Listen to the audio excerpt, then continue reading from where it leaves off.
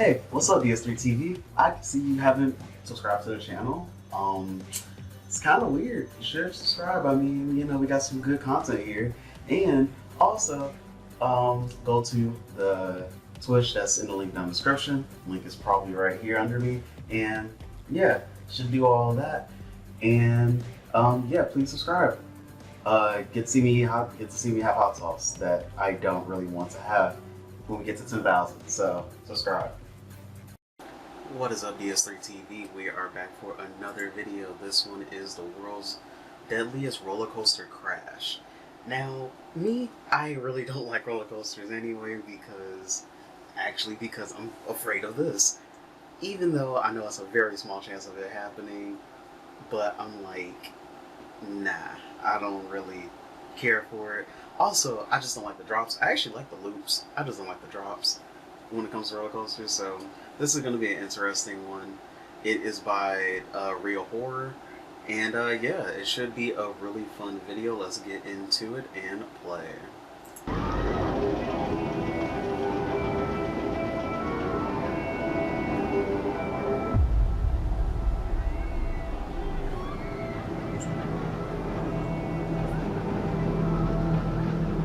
On the 30th of May, 1972, 3 carriages on the Big Dipper roller coaster at the Battersea Fun Fair in London, carrying mostly children and teenagers, began unexpectedly hurtling backwards down the track before derailing and smashing into the hoarding below, claiming the lives of 5 passengers and injuring 30.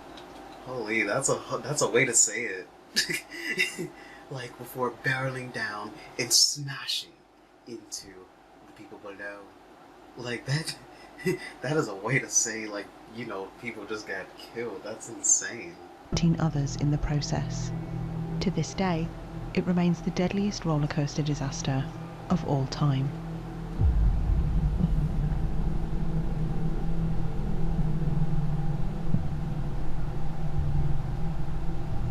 The Big Dipper roller coaster was part of the Battersea Fun Fair and was located in London's South Bank. Initially installed as part of the 1951 Festival of Britain, a nationwide event designed to lift the spirits of the country, the fun fair element was kept on due to its popularity. And well, it's not hard to understand why. Despite its old-fashioned sounding name, the Battersea Fun Fair was anything but, because it was, as many have argued, one of the very first theme parks as we might understand them today. I always remember, well, it's always interesting because, I mean, especially these pictures, because it was sunny, which is, from what I have heard from people in Britain, that's not a normal occurrence. But it looks like Britain looks beautiful, like, when it's sunny, to be honest. Predating Disney by 4 years, the Battersea Fun Fair's design was somewhat novel for its time, employing exotic-looking architectural facades and fantastical elements to give the visitor a sense of being in another world entirely, even if that world had no basis in reality. Visitors could step back in time to a fantastical medieval England and ride through Dragon Mountain. They could attend the races at Monte Carlo, go on a cruise around the world, marvel at a Mississippi-style showboat from which old-fashioned Kentucky-style music was. And they still wanted to see something from us too.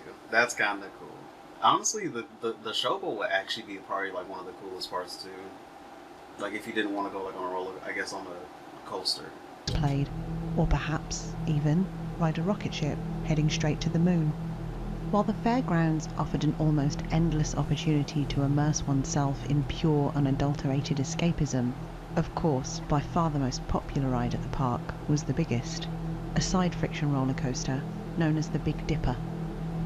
Dominating the park's skyline and reaching heights of 15 meters, the ride frequently attracted exceptionally long queues and was a must-do attraction for young thrill-seekers, employing several steep drops and a section through a large, dark tunnel. By 1972, however, the ride was nearly half a century old, and while still extremely popular, it had gone through a number of repairs and redesigns. Coupled with alleged rampant mismanagement and a general lack of health and safety laws at the time, this once mesmerizing ride had become a tragedy, waiting to happen. It was a warm and sunny spring afternoon on Tuesday the 30th of May, 1972. Schools in the UK had just broken up for half-term, and so the Battersea Fun Fair was particularly busy, and the queues for the Big Dipper longer than usual as groups of children and teenagers waited their turn to board the ride. At around 2:30 p.m, 30 people, mostly children, boarded the three-car train. As was common for some older roller coasters at the time, a brakeman would also be riding in one of the cars, because the ride's design required someone to manually slow it down before bends and as the ride came to an end. Older roller coasters scare the crap out of me so much. Because, like, even at, like, Great Flags, Six Flags, like, Great America or whatever, it scares me so much, like, those older rides. Because I think I've been on one that was, like, wooden, and it, like, in the shaking sucks. I hate it. The ride began as normal, with the train being slowly winched up the hill by its haulage rope, making a distinct creaking noise as it went, while those in the queue were excitedly watching on, waiting for the inevitable drop. But as the train was being hauled up the first incline, just before the first peak, that haulage rope unexpectedly broke, and the entire train began going backwards down the track. As the train gathered speed, the brakeman desperately tried and failed to put the brakes on. Visitors who were there that day have described how, at this stage, the crowds below began laughing because it seemed as though it was meant to happen, perhaps either as a deliberate prank played by the brakeman or an amusing but harmless ride failure. Even the passengers themselves thought, at least momentarily, that it was an elaborate prank designed to scare them. I mean, I can understand that sentiment because of how I was on. Okay, certain rides do have like where they just like they might take you back for a little bit and then you just go up, right? Like because they kind of want to, they kind of want to fake you out basically, or like I said, like a prank. So I mean, it makes sense honestly because even rides now do that. Sadly, neither was the case, and as the train continued to gain momentum over a distance of about 90 feet, laughs quickly turned to screams when the first car derailed as it made its way around the corner, jumping the rails and falling 15 feet. The other two cars then disappeared behind the wooden screens covering the entrance area, smashing into another stationary train and causing some of the wooden hoardings to collapse. As the accident happened, some passengers were flung out, leaving some hanging upside down over the railings and walkway area, and some lying on the floor in front of the crowds, having been flung into the air. The front carriage had crushed the carriages behind it, but itself had remained relatively undamaged, and was still about 15 metres from the ground. One 15-year-old girl who was on this carriage became shocked and dazed, and made for the wooden walkway and handrail to steady herself. At first, she began screaming that she wanted to get off, but then she saw her friend who was covered in debris. Unfortunately, in moving to help her, the structure gave way beneath her feet, and the girl fell to her death. In the back cars, Honestly, that's like the most traumatic thing you can ever have happen to you. Like one of the most traumatic things.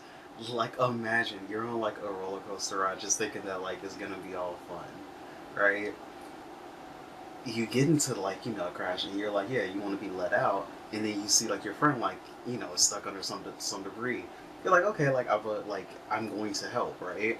Because obviously that was the thing. Honestly, I think you would probably have a hard time making decisions after that point.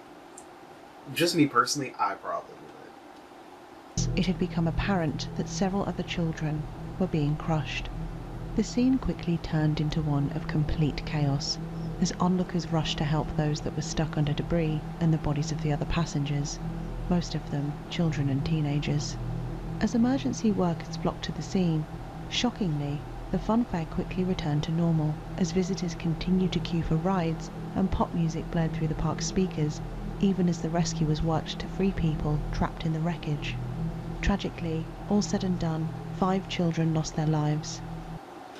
I mean, technically, it makes sense because I mean during like mechanical failures happen a lot. It doesn't surprise me that the whole park didn't stop because I mean nobody would think that people had died unless you were right in front of the ride, right? So 3 on the scene and 2 later in hospital, and a further 13 were injured. In the aftermath, there was only one question on everybody's minds. How could such a devastating accident happen at one of the UK's most well-loved amusement parks, and who was responsible? But surprisingly, in the days after the tragedy, nobody seemed to have any answers, not even the people in charge of the roller coasters themselves, who were careful to emphasise. Well, that's a lie. Said it is maintained every morning. That was a lie. Of course it wasn't maintained every morning. It wouldn't have happened if it was maintained every morning. That monthly inspections of the Big Dipper were carried out by a qualified engineer. It wasn't long before accusations began flying, and calls for a full-scale public inquiry soon dominated the pages of national newspapers. As the owners of the Big Dipper carried out their own private investigations on the matter, a full-scale public investigation was carried out. By the end of 1972, the public investigation had been completed and passed on to the direct. No. You're telling me that lawyers wear this in Britain? Your country is fake, dude. Your country is a fake country. What?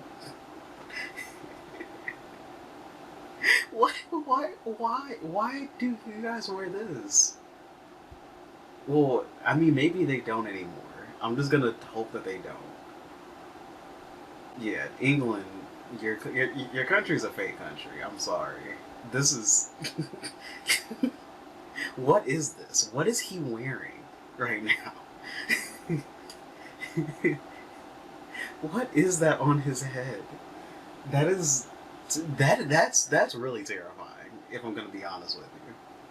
Director of Public Prosecutions, and by February of 1973, a trial was underway, charging Frank Etches, the engineer responsible for its inspection, and the ride manager James Hogan with manslaughter. The findings of that trial would come to shock the nation. The inspectors involved in the inquiry found almost every aspect of the ride to be defective, reporting a total of 66 defects, 18 of them in the support of the structure. The ride was, quite literally, a death trap. Let's briefly go over the main contributing factors so we can understand just how much show this really was. The first I like how we're talking about, like, kids, unaliving, like being unalived, and the the word that we bleep out is shit. Not not the deaths. Nothing about the deaths we are bleeping out. We didn't downplay it. Nothing. But the S word, no. That is a. I love YouTube's I just love YouTube's content system. It's funny. I like it. It's fine. Contributing factor was the unsatisfactory condition of the haulage rope that had snapped during the uphill incline. On top of this, the rope was found to be only partially engaged in the gripping device required for it to work effectively. The second contributing factor was the poorly maintained safety devices. Roller coasters of this type were built with arresters, also known as dogs, and these could be used as brakes should a train start to go backwards down a slope. On the Big Dipper, 8 of these dogs should have been in place. So why didn't they work? Well, for a start, 4 were found to be missing. Of the 4 that remained, 3 were found to be defective, meaning that only 1 working arrestor was in place at the time of the accident. Unsurprisingly, sometimes the haulage rope became only partially engaged in the gripping device, and another fault was in the device for preventing the train running back in a series of metal dogs like chestles.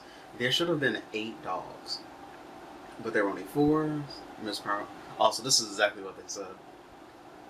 Only 1 dug into the wooden rail, and the weight of the train caused it to snap, of course, because the 1 can't do the work of 8.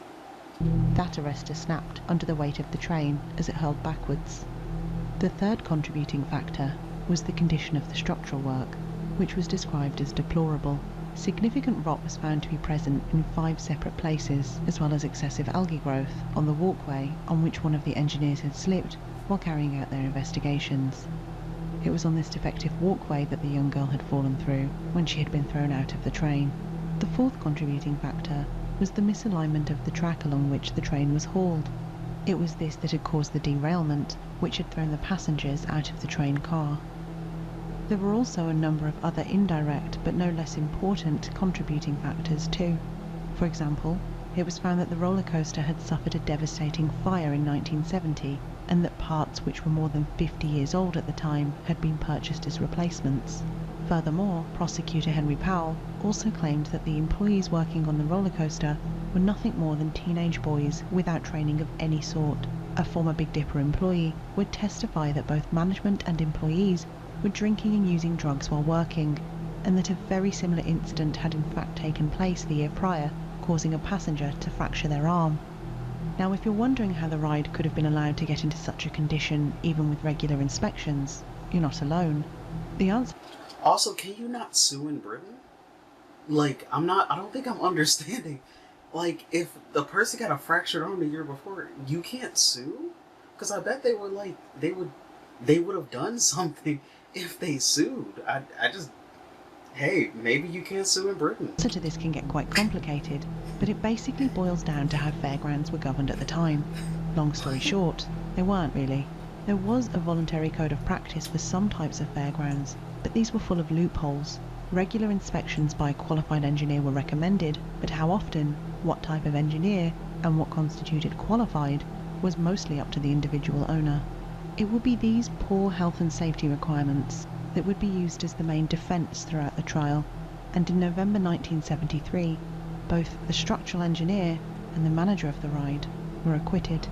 While the structural engineer had certified the ride as, quote, structurally and operationally sound, the judge had contended that this assessment only applied to the train and its cars when they were stationary, and it did not mean that he was responsible, or even obliged, to test and certify the mechanical side of the Big Dipper. Capitalism is a great thing, dude. Capitalism is so sweet. Capitalism is the best. Honestly, this is...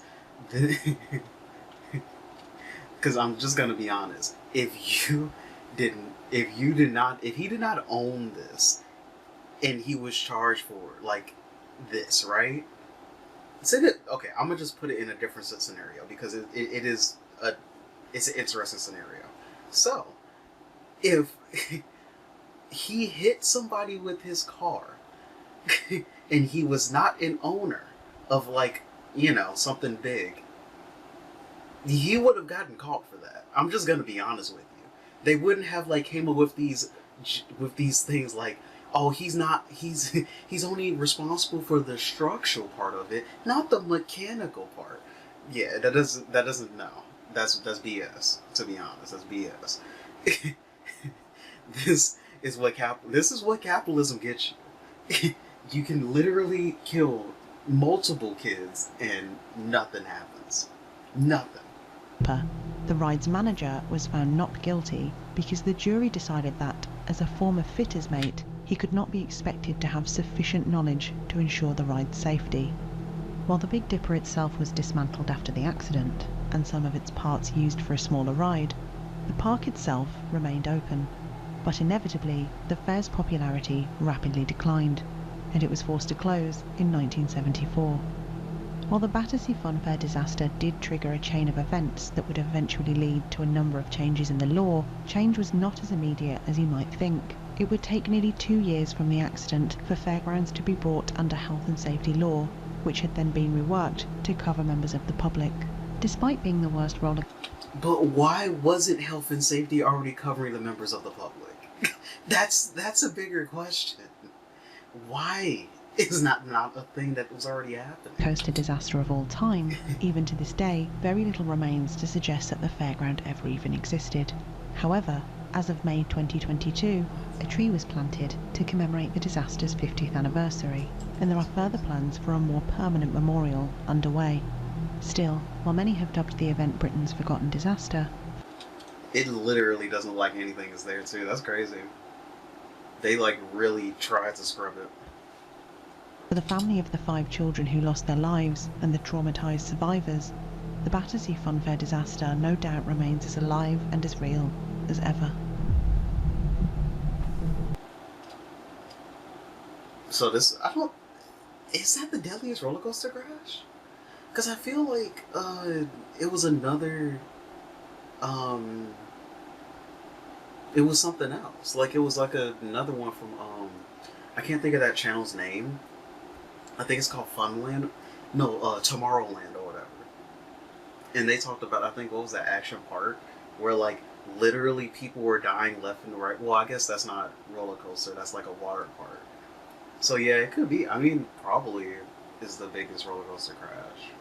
That's kind of crazy. That's like been the world's deadliest roller coaster crash, despite like having more roller coasters now probably than what it was back then. So that's interesting. If you don't want to watch roller coasters crashing, you can check out my Twitch, where I play Planet Coaster and build a magical, fantastical theme park that is nothing like this theme park that we've seen today, in Britain. So, you know, if you ever wanna know, uh, want to like see a good ran theme park, I got you. Link in the description down below. But yeah, talk to you guys in the next video, and yeah, peace.